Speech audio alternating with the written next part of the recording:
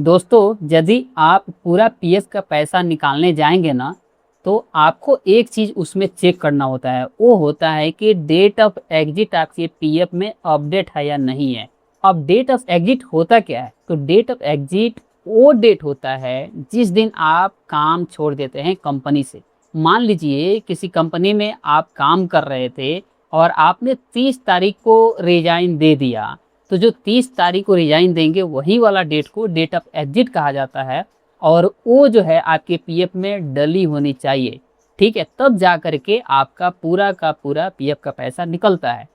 ये date of exit के बिना आप ना ही पूरा पेंशन निकाल सकते हैं, ना ही पूरा पीएफ का पैसा निकाल सकते हैं, ठीक है। तो ये डेट ऑफ एग्जिट अपडेट कौन करता है?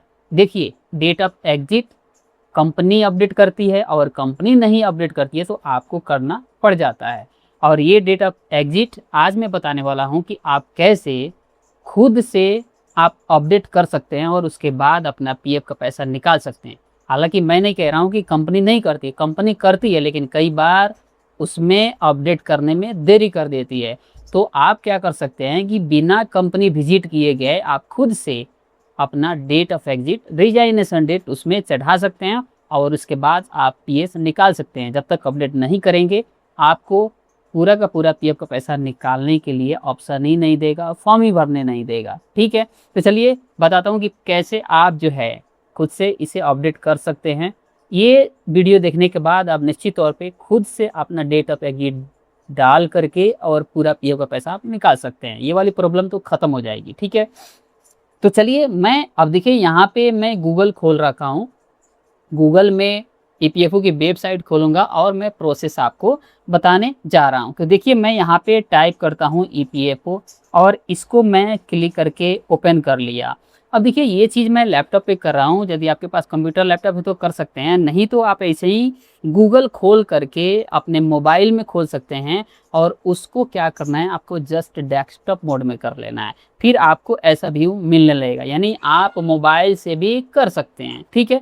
अब देखिए मेरे सामने ये वेबसाइट आया है, अब मैं इसे क्लिक करके ओपन कर लेता हूँ। यहाँ पे देखिए ईपीएफओ की वेबसाइट खुल गई है। ये इंग्लिश में है, आप चाहे तो देखिए कॉर्नर पे यहाँ हिंदी है, यहाँ पे भी आप क्लिक करके हिंदी में कर सकते हैं। मेरे लिए कंफर्टेबल इंग्लिश है तो मैं इंग्लिश में इसे रहने देता हूँ, ठीक है। अब देखिए यहाँ पे एक ऑप्शन है, देखिए यहाँ पे लिखा हुआ है online claim member account transfer. इसको क्लिक करके मैं आगे प्रोसीड करूंगा, ठीक है। जब मैं प्रोसीड किया तो ये नोटिफिकेशन आया, आप इसे ओके कर लीजिएगा। और देखिए यहाँ पे राइट साइड में पूछ रहा है यूएन नंबर डालिए, पासवर्ड। तो यहाँ पे आपको यूएन नंबर डालना पड़ेगा और अपना पासवर्ड डालना पड़ेगा। जब आप अपना यूएन एक्टिवेट करते हैं उसी समय आपको पासवर्ड मिल जाता है, यदि नहीं है तो आप यहीं से फॉरगेट कर लीजिएगा, तो नया पासवर्ड बन जाएगा, ठीक है। अब देखिए मैं यहाँ पे यूएन और पासवर्ड में डाल लेता हूँ, यहाँ यूएन डाला और पासवर्ड। अब मैं करता हूँ साइन इन।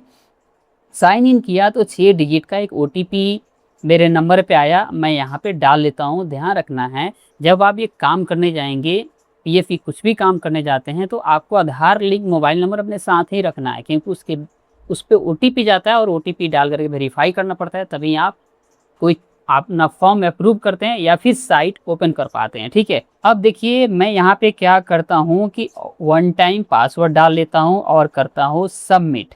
सबमिट किया तो यहाँ पे आ रहा है कि आप अपना ई नॉमिनेशन फाइल कीजिए। आप इसे फिलहाल के लिए ओके करके स्किप कर सकते हैं, लेकिन मैं कहूँगा जो लोग ई नॉमिनेशन नहीं किए हैं वो लोग ज़रूर ई नॉमिनेशन करें। उसका वीडियो जो है डिटेल में मैं बना चुका हूँ, उसका लिंक भी इस वीडियो के डिस्क्रिप्शन में है, ठीक है।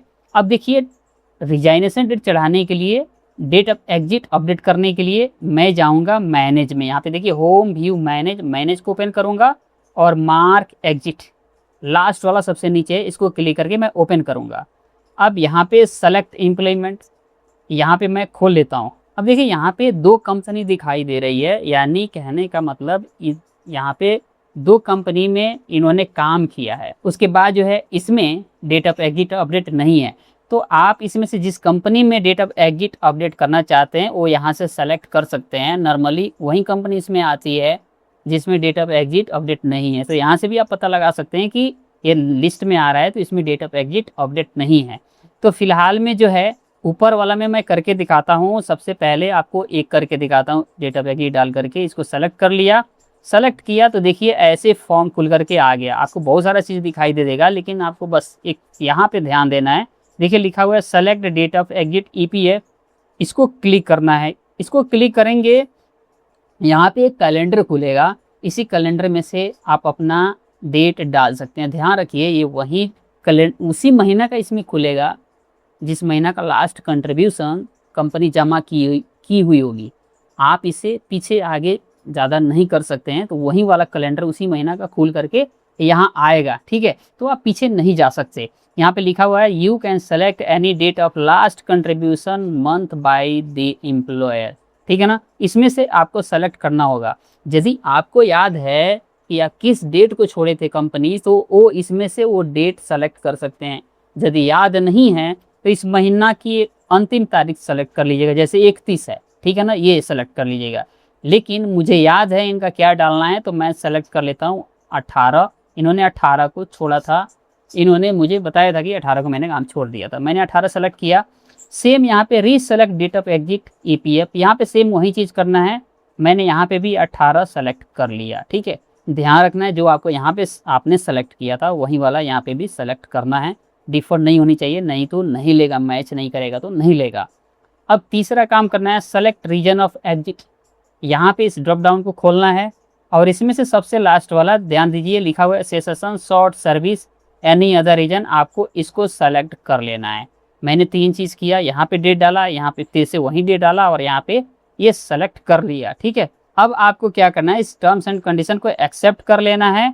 और थोड़ा सा मैं नीचे आता हूँ और मैं करता हूँ रिक्वेस्ट ओटीपी। ठीक है, रिक्वेस्ट ओटीपी किया तो यहाँ पे पूछ रहा है have you read points carefully, इसको आप यस कर लीजिएगा। ठीक है, अब यहाँ पे पूछ रहा है प्लीज़ एंटर 6 डिजिट ओटीपी। मैं बोला ना अपने पास मोबाइल रखिएगा, उस पर आपका ओटीपी जाएगा और वो देख करके इसमें डालना पड़ता है। तो यहाँ पे आप क्या करिएगा, ओटीपी एंटर कर लीजिएगा। ओटीपी एंटर हो गया तो ये देखिए छोटा सा एक और है यहाँ पे टिक, इसको सेलेक्ट करना पड़ेगा। यहाँ पे हैंड का देख रहे हैं, यहाँ पे इसको सेलेक्ट कर लीजिएगा। अब करिएगा सबमिट, तो आपसे पूछेगा are you sure you want to update date of exit, तो इसमें अपडेट सेलेक्ट कर लीजिएगा कि हाँ मैं श्योर हूँ। उसके बाद देखिए यहाँ पे date of exit updated successfully, यहाँ पे अलर्ट आ गया कि आपका date of exit resignation date update हो गया। ठीक है, और यहाँ पे ओके कर देंगे तो आपके सामने नीचे डिटेल आ जाएगा, मेंबर आईडी, कंपनी नेम, और यहाँ पे दिखाई दे देगा डेट ऑफ एग्जिट। देखिए यहाँ पे मैंने 18 तारीख डाला था, 18 है, और ये 18 तारीख डाला था, ये भी 18 ईपीएस में। आप सोच रहे हैं 17 क्या है, तो 17 देखिए ये ज्वाइनिंग है, जब काम इन्होंने ज्वाइन किया था। ठीक है, और यहाँ पे रीजन आ गया। तो इस तरह से आप अपना डेट ऑफ एग्जिट खुद से डाल करके आप अपना पूरा पीएफ का पैसा और पेंशन का पैसा दोनों निकाल सकते हैं। यदि आप देखना चाहते हैं कि पीएफ और पेंशन का पैसा दोनों कैसे निकालते हैं, तो आप जो है डिस्क्रिप्शन में जा कर के उस वीडियो का लिंक चेक कर सकते हैं, वहाँ से आप देख लीजिएगा। मैं पूरा प्रोसेस में बताया हूँ क्योंकि ये वीडियो ऑलरेडी लंबा हो चुका है। चलिए मिलते हैं अगले वीडियो में, तब तक के लिए नमस्कार बाय। चैनल पे नए तो जरूर सब्सक्राइब कर लीजिएगा, उस पर PF, PSI, credit card, loan से संबंधित वीडियो आते रहता है। Bye bye.